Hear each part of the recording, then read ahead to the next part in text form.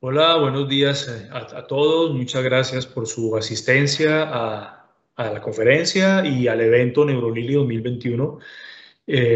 Quiero dar las gracias a los organizadores, desde la Fundación Valle de Lili, al grupo de eventos académicos, a sus pares en Fundación Santa Fe de Bogotá, a los líderes académicos del evento.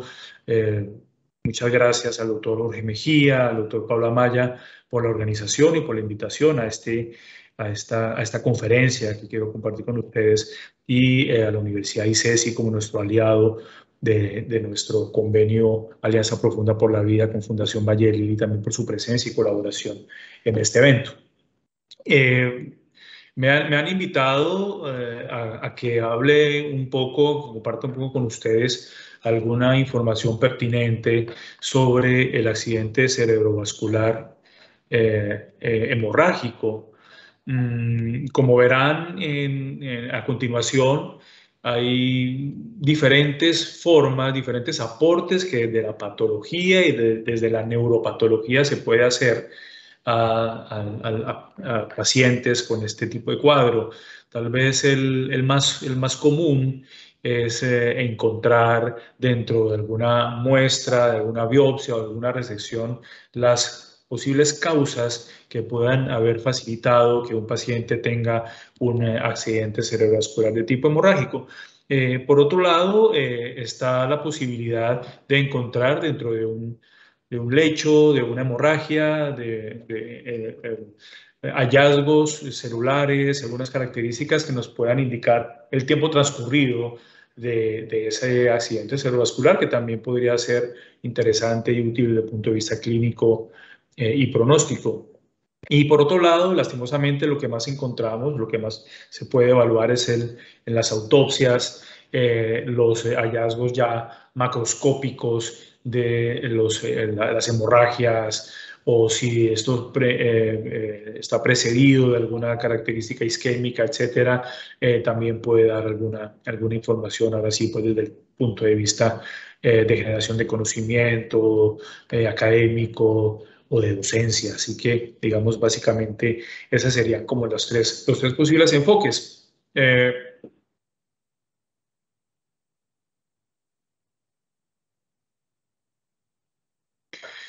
Estas son las dos formas que en general se describe como se conoce la patología. La hemorragia intracerebral o la hemorragia cerebral parenquimatosa está claramente recomendada la utilización de este segundo término, básicamente por razones de descripciones académicas. Y cuando uno evalúa un poco las frecuencias relativas, comparando el evento cerebrovascular, el accidente cerebrovascular de tipo isquémico o hemorrágico, pues se encuentra algunas características numéricas como las que ustedes están viendo aquí. La probabilidad de tener la frecuencia relativa de tener en porcentaje un accidente cerebrovascular de tipo isquémico o infarto, pues como ven, es mayor que desde el punto de vista de los casos de esta patología hemorrágica. Y en los casos de la lesión de tipo isquémico o de infarto, pues después de las causas indeterminadas, que es tal vez la que más encontramos, pues está el infarto lacunar o el cardioembólico. Y en cuanto a los eventos cerebrovasculares hemorrágicos, pues podemos encontrar en iguales porcentajes, en igual frecuencia relativa, el subaracnoideo o el parenquimatoso o intracerebral. Por otro lado, solo por tener un par de datos epidemiológicos que nos pongan de nuevo un poco en contexto, la estimación de la incidencia anual en población blanca en los Estados Unidos varía entre 11 y 20 por 100.000 habitantes. Como ven, en pacientes afrodescendientes estamos hablando de 48,9 por 100.000 habitantes, y las poblaciones del lejano oriente puede tener cifras de 47, en Japón 60, en Taiwán por 100.000 habitantes. Eh, Por otro lado, pues las tendencias mundiales en la frecuencia relativa de hemorragia intracerebral subaracnoidea en relación con el accidente cerebrovascular isquémico ha sido estudiado de diferentes formas. Esta es una tabla que básicamente lo que muestra es una comparación entre diferentes bloques de años de estudios de las patologías más comunes a este respecto. En la tabla, en la barra verde que ven allí, pues es el infarto isquémico. La amarilla más pequeña, evidentemente, pues es la hemorragia intracerebral posterior, y la que sigue la hemorragia subaracnoidea, y por último el infarto patológicamente indefinido. En el primer grupo están los países con alto ingreso, y en el grupo más pequeño, que son los datos que se tienen, son los de menor ingreso. Y digamos es como una tendencia mundial de frecuencia relativa que está claramente establecida y que nos lleva a tener la lupa siempre aquí puesta como una enfermedad de alto impacto y de alta importancia. Las causas numéricamente más importantes del accidente cerebrovascular hemorrágica o de la hemorragia parenquimatosa cerebral, claramente la hipertensión ocupa el primer lugar en el 50%, como están viendo allí, seguido de la angiopatía mieloide cerebral.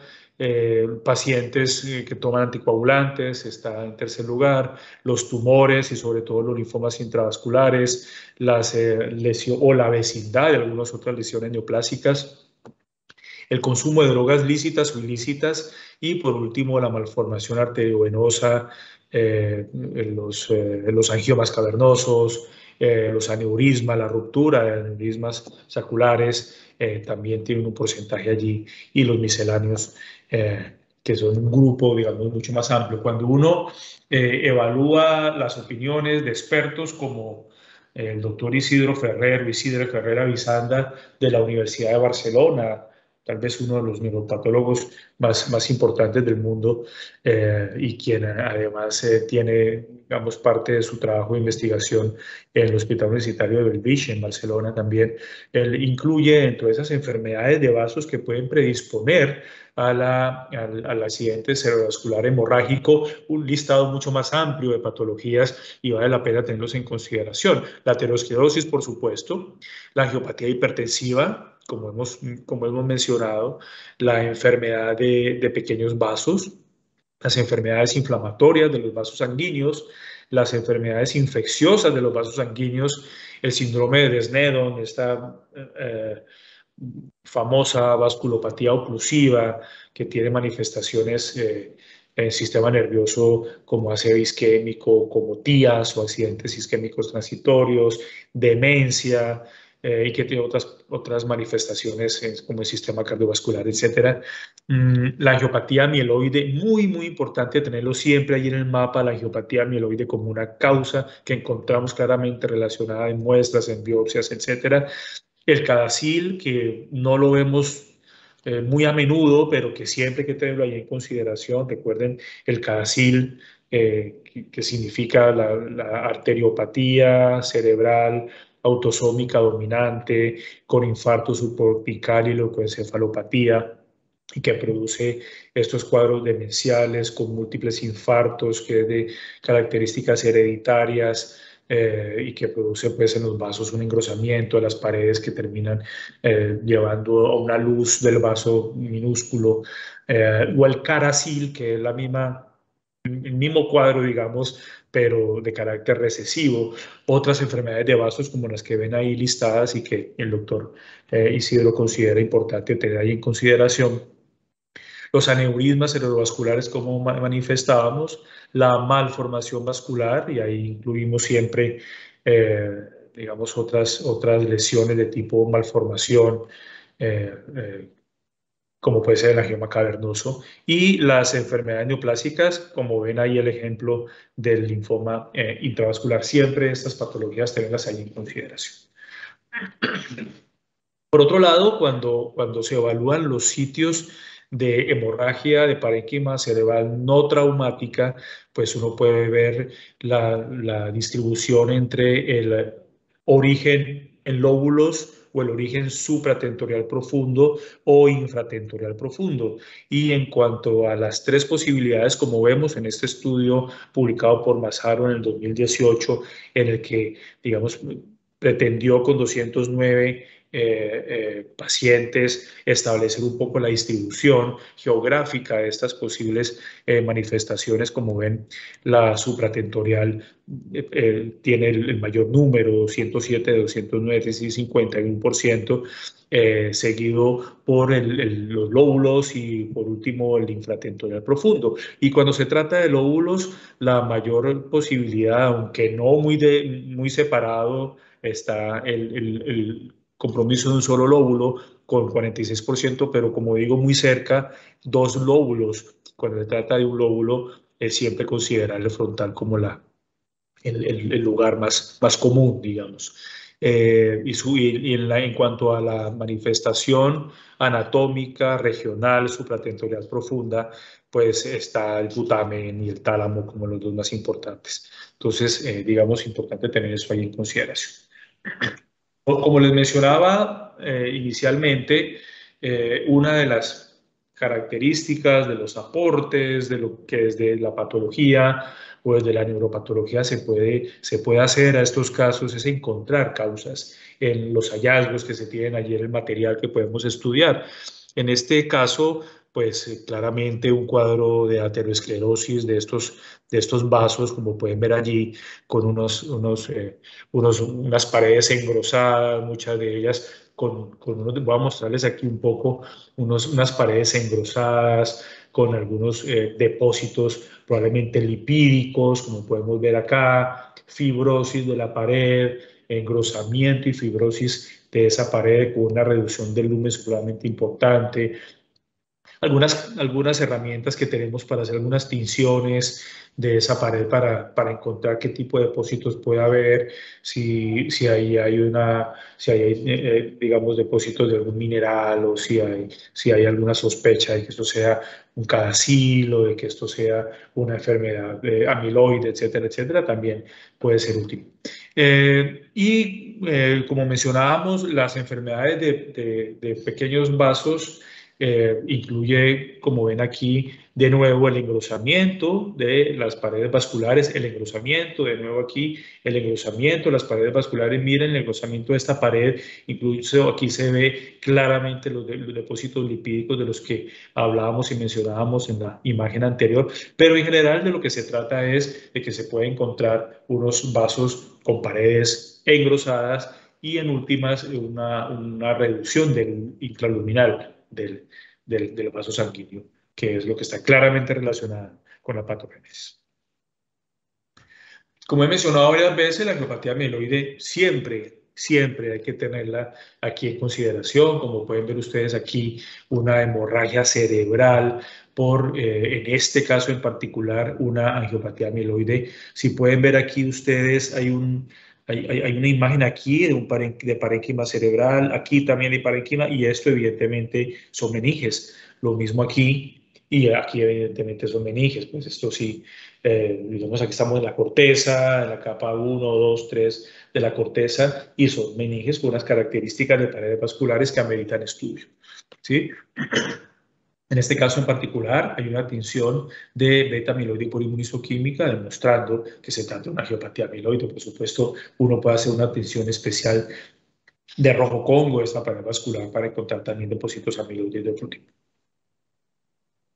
De nuevo, una tinción de inmunistoquímica de beta-amiloide, como pueden ver aquí, y un cerebro evidentemente post-mortem con unos cambios degenerativos importantes y una atrofia cerebral, como ven, con este incremento de los surcos que demuestra la atrofia a la que hago referencia. Pero cuando se trata de la angiopatía amiloide esporádica, es importante tener en consideración que es responsable de más del 12% de las hemorragias parenquimatosas cerebrales no traumáticas, más del 12%. Y es importante tener en consideración. Los cuadros de angiopatía amiloide cerebral, digamos, neuropatía amiloide severa está asociada con un alto riesgo de tener una hemorragia parenquimatosa cerebral no traumática. Y cuando uno evalúa a los pacientes con este tipo de patología vascular, angiopatía amiloide, me refiero, hasta en el 80% encuentran microhemorragias. La relación es supremamente clara y hay que tenerla siempre en consideración. Por otro lado, y es importante también, los aneurismas, la ruptura de los aneurismas, pues son una causa importante de las hemorragias parenquimatosas cerebrales no traumáticas, y hay que tenerlo en consideración, sobre todo cuando estamos hablando de aneurismas cuyo fondo, digamos, está incorporado al parénquima cerebral. Eso es realmente importante y esa relación siempre hay que tener en consideración. Como podemos ver aquí, aneurismas con puntos de ruptura, un aneurisma claramente formado, un aneurisma claramente formado con punto de ruptura, y esta microscopía electrónica que la tengo ya hace algún tiempo y que me gusta mostrarla, porque la utilizo incluso en clase con los muchachos, con los estudiantes de pregrado, para explicar de alguna manera por qué uno se refiere a los grandes aneurismas como aneurismas sintomáticos con menor riesgo de ruptura y en los pequeños más silentes pero con mayor riesgo de ruptura.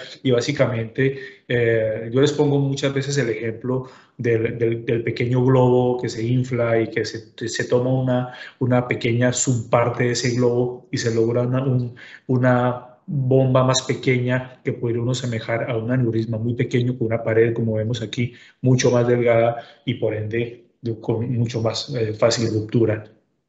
Tener siempre esto en consideración. Por supuesto, estas son muestras post-mortem, pero que nos pueden ayudar al entendimiento de las causas de estas hemorragias o de estos accidentes cerebrovasculares hemorrágicos. En este caso, aquí, pues, básicamente lo que estamos viendo, pues, un infarto agudo en territorio profundo de la arteria cerebral media. Estamos viendo caudado, cápsula interna, putamen, y estamos viendo adicionalmente el territorio de la ínsula, aquí con esta flecha solitaria, ¿cierto?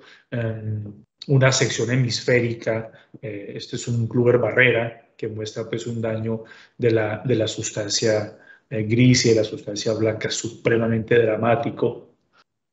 Y por otro lado, pues infartos que como este que están viendo aquí en el territorio de la arteria cerebral media, produciendo este desplazamiento de la línea media y unas características macroscópicas que uno podría desde ya empezar a mirar como necróticas, ¿no? Vamos a ver un poco más adelante esas características desde lo histológico.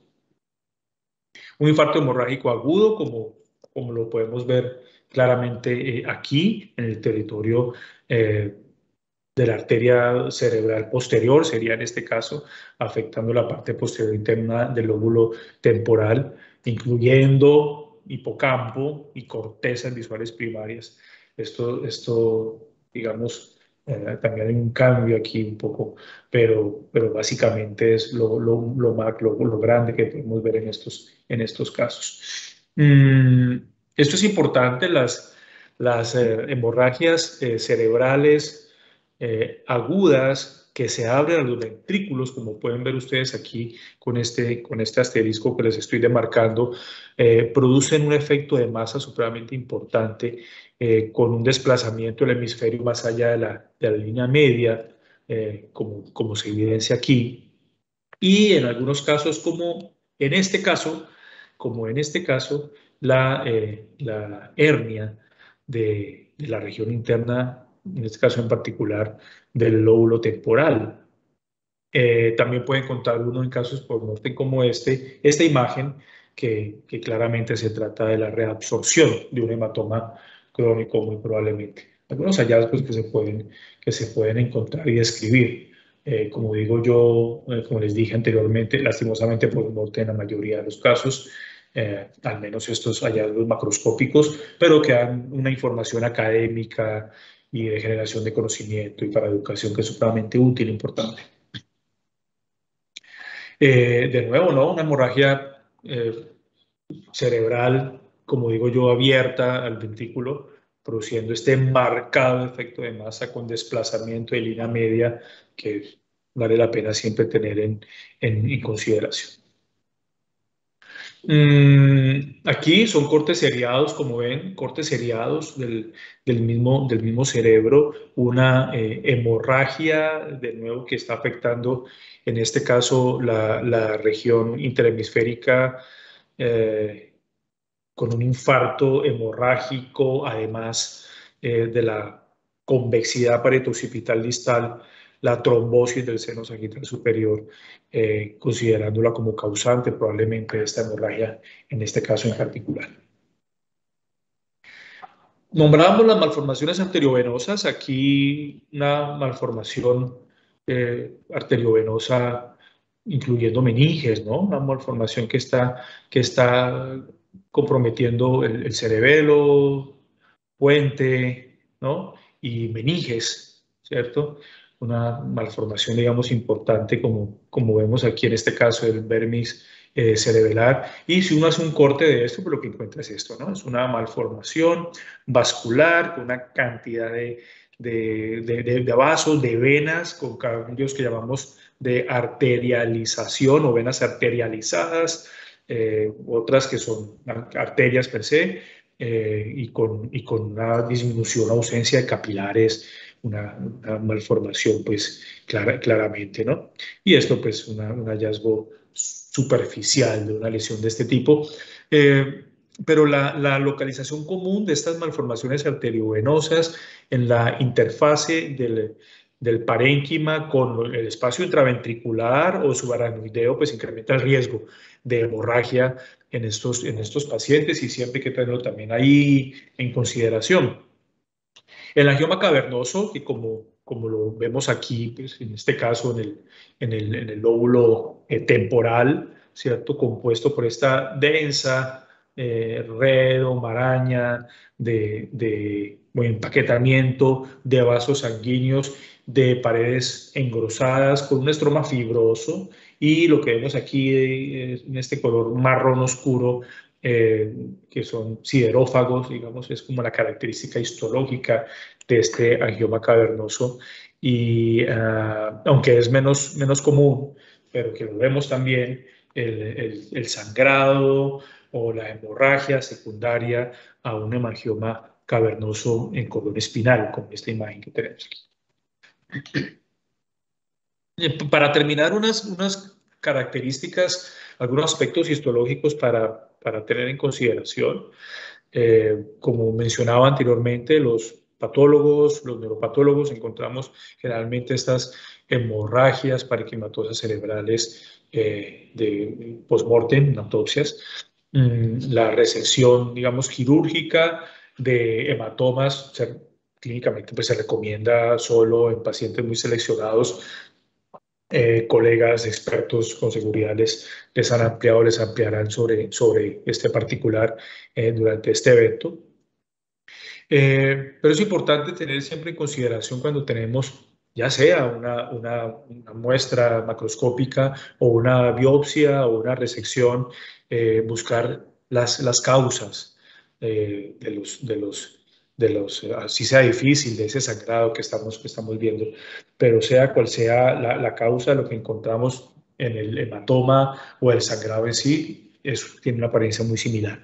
Y les voy a mostrar un poco a continuación de qué se trata, porque de lo que puede aportar uno allí básicamente es hablar sobre el tiempo de reabsorción, o el tiempo que lleva ese sangrado allí, las características del parénquima que lo rodean, que tiene algunos aspectos reparativos, etcétera, etcétera. Miramos un poquito sobre eso. Aquí como ven, pues esto es un hematoma evidentemente reciente. Es un hematoma evidentemente reciente, donde se ve muy pobremente delimitado, con algunos eritrocitos, algún sangradito por ahí disperso, algunas zonas desprovistas de celularidad, probablemente unos cuadros atróficos, pero sí quiero poner en consideración de ustedes estos vasos, ¿no? Estos vasitos pequeños o medianitos, estos capilares, pero en general todos los vasos con una característica particular y es el incremento del espacio de Virchow-Robin. Este incremento del espacio de Virchow-Robin está descrita como una característica reactiva de parénquima cerebral, sobre todo cuando se tienen alguna injuria de tipo hipóxico isquémico. Importante tenerlo ahí en consideración. Vamos a ver un poquito más adelante. Pasado el tiempo muy cercano, uno puede empezar a encontrar algunas necrosis neuronales, digamos, y incremento del edema en ese parénquima. 48 horas después, miren cómo la característica del incremento del espacio de Virchow-Robin se mantiene, pero lo más importante es que empieza a aparecer celularidad inflamatoria de tipo linfocitos y de tipo polimorfonucleares, y esa es como la característica más importante, 48 horas después de tener instaurada la patología. 72 horas después, lo que predomina, además de las células inflamatorias, que no tienen ninguna discusión como la estamos viendo aquí, esas otras células digamos, de ese citoplasma un poquito más amplio, que son macrófagos y como vemos aquí, en este caso, macrófagos con hemosiderina, pero que en el transcurso del tiempo lo que empezamos a encontrar es una neuronofagia o macrófagos que están pues fagocitando tejido cerebral y terminamos encontrando después de una semana, un poco más, si se quiere, pues parénquimas que han perdido, digamos, la integridad y son verdaderos huecos o quistes, digamos, cavidades por esa pérdida del parénquima. Y por otro lado, ya esta es la última imagen que quiero compartirles. En las vecindades de estos accidentes cerebrovasculares hemorrágicos, se pueden encontrar características de tipo hipoxicoisquémico que nos pueden dar información útil. Esta imagen que les comparto aquí tiene varias características que quiero que tengan en consideración. Por un lado, vemos espacios como este o como este, desprovistos de alguna manera de neuronas. Podría ser un paciente mayor o podría ser un paciente convulsionador o podría ser un paciente con algún tipo de demencia, no sé, pero claramente hay una atrofia allí en esa parte de la corteza, pero hay otras tres características en las que quiero llamar la atención. Los vasos, de nuevo, sean medianos, sean pequeños, sea cual sea el vaso que queramos evaluar, hay un incremento de nuevo del espacio de Virchow-Robin como una característica reactiva de este cerebro a alguna injuria de tipo hipóxico isquémico. Y las neuronas, como ven aquí, si comparan esta neurona, por ejemplo, con esta o con esta, las neuronas empiezan a tener unas características particulares, se vuelven neuronas más rojas, más pequeñas y más anguladas. Sí, básicamente, y son cambios reactivos neuronales a este tipo de injuria. Y la última, que lo ven ustedes aquí, como ven aquí o como ven aquí, estas células que están satelitando de hecho estas neuronas y se llama asimismo satelitosis neuronal. Entonces, unas características que tienen que ver con los procesos reactivos de este cerebro en la vecindad de una hemorragia, de un hematoma, de un paciente con un accidente cerebrovascular de tipo hemorrágico que nos puede dar información adicional. Importante este dato que 18-48% de los infartos agudos desarrollan o se transforman en hemorrágicos y eso es un dato importante para tener en consideración. Como ven, hay diferentes aspectos que desde la patología, desde la neuropatología podemos aportar a los colegas y para el entendimiento de nuestros pacientes con hemorragias de parénquima cerebral no traumático y que nos pueda dar información útil en los casos de accidentes cerebrovasculares hemorrágicos. Como les digo, lastimosamente lo que más se encuentra, lo que más tenemos como herramienta, pues es post-mortem, pero que nos da información de nuevo, les digo, desde el punto de vista de investigación, generación de conocimiento, desde el punto de vista de la academia, de la enseñanza, etcétera. Y por otro lado, lo que podamos aportar desde el punto de vista de los hallazgos del hematoma per se, su evolución, el tiempo que puede haber pasado y, lo más importante, tal vez poder encontrar, en este caso, la causa de lo que ha llevado a que este paciente tenga mayor probabilidad de haber desarrollado una hemorragia de tipo, un accidente cerebrovascular de tipo hemorrágico, como lo que hemos visto, los cambios amiloides, las inflamaciones, las vasculitis, las infecciones, todos esos son hallazgos que pueden ser útiles.